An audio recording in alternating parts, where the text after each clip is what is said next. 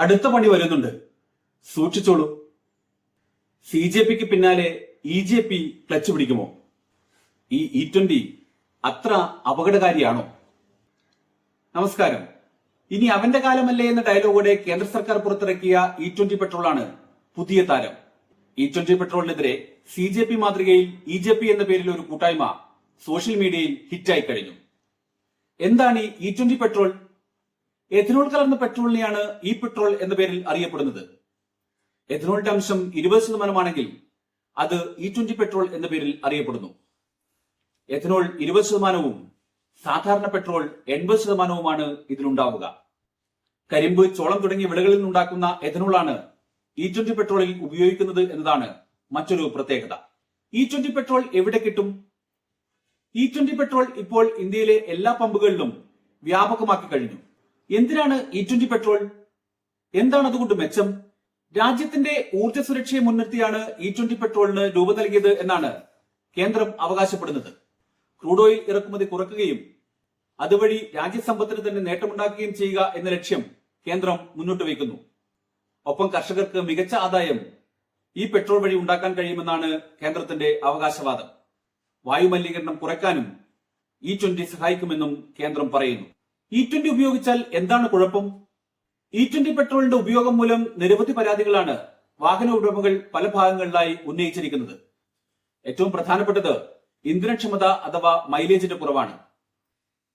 വലിയ തോതിൽ മൈലേജ് കുറയുന്നുവെന്ന് പഴയ വാഹന ഉടമകൾ ഇതിനോടകം തന്നെ വ്യക്തമാക്കിയിട്ടുണ്ട്. 3% മുതൽ 5% വരെ മൈലേജിൽ കുറവുണ്ടാകാമെന്ന് കേന്ദ്ര പെട്രോളിയം മന്ത്രാലയവും സമ്മതിക്കുന്നു. പക്ഷേ മൈലേജ് കുറവ് അതിനേക്കാൾ വലുതാണ് എന്നാണ് വാഹന ഉടമകളുടെ പക്ഷം.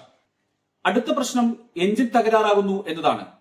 അടിക്കടി എഞ്ചിൻ തകരാറ്, സ്റ്റാർട്ടാകാനുള്ള ബുദ്ധിമുട്ട് തുടങ്ങിയവ ഇതുമൂലം ഉണ്ടാകുന്നുവെന്ന് വാഹന ഉടമകളും ഡ്രൈവർമാരും പരാതിയായി പറയുന്നുണ്ട്. ഇന്ധന പൈപ്പുകൾക്കുള്ള തേയ്മാനവും ഇവർ ചൂണ്ടിക്കാണിക്കുന്നു.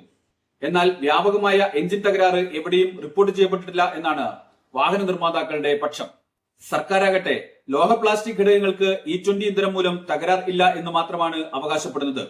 അപ്പോൾ വാഹനങ്ങളിൽ റബ്ബർ കൊണ്ട് നിർമ്മിച്ച ഭാഗങ്ങൾ നശിച്ചു പോകാൻ ഇതിടയാക്കുമെന്ന ആശങ്കയ്ക്ക് കാര്യമുണ്ട് എന്നർത്ഥം. എഞ്ചിനിൽ വെള്ളത്തിന്റെ അളവ് കൂടും എന്നാണ് മറ്റൊരു പരാതി. എന്നാൽ E20 പെട്രോളിന്റെ ഉപയോഗം മൂലം അതിന് സാധ്യതയില്ലെന്ന് കേന്ദ്രം പറയുന്നു. പക്ഷേ ഇന്ധനത്തിൽ വെള്ളത്തിന്റെ അളവ് കൂടിയാൽ തങ്ങൾ ഉത്തരവാദികളല്ല എന്നാണ് കേന്ദ്രം പറയുന്നത്. അതായത് മുഴുവൻ പ്രശ്നവും പമ്പുടമകളിലേക്ക് മാറ്റിവിട്ടിരിക്കുന്നു എന്നർത്ഥം. ഇതിനെതിരെ പ്രതിഷേധവുമായി പമ്പുടമകൾ രംഗത്തുണ്ട്. ഇൻഷുറൻസ്, വാറന്റി എന്നിവ സംബന്ധിച്ചാണ് മറ്റൊരു പ്രധാനപ്പെട്ട ആശങ്ക. E20 പെട്രോൾ അടിക്കുന്ന പഴയ വാഹനങ്ങൾക്ക് അതുമൂലം എഞ്ചിൻ കേടാവുകയോ മറ്റെന്തെങ്കിലും സംഭവിക്കുകയോ ചെയ്താൽ ഇൻഷുറൻസോ വാറന്റിയോ ലഭിക്കുമോ എന്ന കാര്യത്തിൽ വ്യക്തതയില്ല. ഇക്കാര്യത്തിൽ വിവിധ വാഹന കമ്പനികൾ തങ്ങളുടെ നയം വ്യക്തമാക്കിയിട്ടുമില്ല. മറ്റൊരു പ്രധാനപ്പെട്ട പ്രശ്നം ഇത്രയൊക്കെ ആയിട്ടും ഇന്ധനത്തിന്റെ വില കുറയുന്നില്ല എന്നതാണ്. സർക്കാർ അവകാശപ്പെടുന്നതനുസരിച്ച് 1.97 ലക്ഷം കോടി രൂപ വിദേശ വിനിമയത്തിൽ രാജ്യം ഇതിനോടകം ലാഭിച്ചിട്ടുണ്ട്. പക്ഷേ പെട്രോളിന് ഇതുമൂലം ഒരു പൈസയുടെ കുറവ് പോലും കേന്ദ്രം വരുത്തിയിട്ടില്ല. പണമെല്ലാം കർഷകർക്ക് നൽകി എന്നാണ് കേന്ദ്രം അവകാശപ്പെടുന്നത്. പക്ഷെ മൈലേജ് കുറയുമെന്ന് കേന്ദ്രം സമ്മതിച്ച സാഹചര്യത്തിൽ ഇന്ധനവിലയിൽ കുറവ് വരുത്തേണ്ടതല്ലേ എന്ന ചോദ്യം വിമർശകർ ഉന്നയിക്കുന്നു. പെട്രോളിയം കമ്പനിയെ സഹായിക്കാനാണ് കേന്ദ്രത്തിന്റെ നീക്കമെന്നും പ്രതിപക്ഷം ചൂണ്ടിക്കാട്ടുന്നുണ്ട്. എന്താണ് ഇതിലെ രാഷ്ട്രീയം? എഥനോൾ മിശ്രണ പദ്ധതി രാജ്യത്ത് ആരംഭിക്കുന്നത് 2003-ലാണ്. 2014-ൽ മോദി സർക്കാർ അധികാരത്തിൽ വരും വരെ 1.5% മിശ്രണ പദ്ധതിയിൽ നടപ്പാക്കിയിരുന്നത്.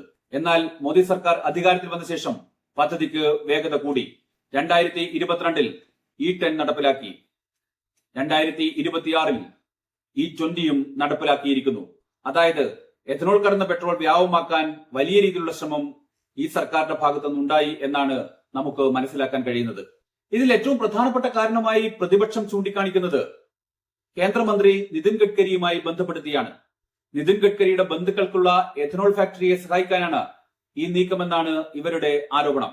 ഇക്കാര്യത്തിൽ പ്രതിപക്ഷവും വിമർശകരുമെല്ലാം നിതിൻ ഗഡ്കരിക്ക് നേരെ വിരൽ ചൂണ്ടുന്നുണ്ട്. ഈ വിഷയം ചൂണ്ടിക്കാട്ടിക്കൊണ്ടാണ് EJP എന്ന പേരിലുള്ള പ്ലാറ്റ്ഫോം വിപുലീകരിക്കുന്നത്. വിദ്യാഭ്യാസ മേഖല പോലെ തന്നെ വളരെ പ്രധാനപ്പെട്ട ഒന്നാണ് വാഹന ഇന്ധന മേഖലയും. ജനങ്ങളെ നേരിട്ട് ബാധിക്കുന്ന ഒരു പ്രശ്നം. അതും എല്ലാ വിഭാഗം ജനങ്ങളെയും ഒരുപോലെ ബാധിക്കുന്നതാണ് E20 പെട്രോളിന്റെ വിഷയം. EJPയുടെ ഈ പ്രചരണം ക്ലച്ച് പിടിച്ചാൽ അത് കേന്ദ്രത്തിന് വലിയ തലവേദനയായി മാറും. കേന്ദ്രത്തിന് പണി കൊടുക്കാൻ പാകത്തിൽ BJP ഉയർന്നു വരുമോ എന്നാണ് എല്ലാവരും ഉറ്റുനോക്കുന്നത്.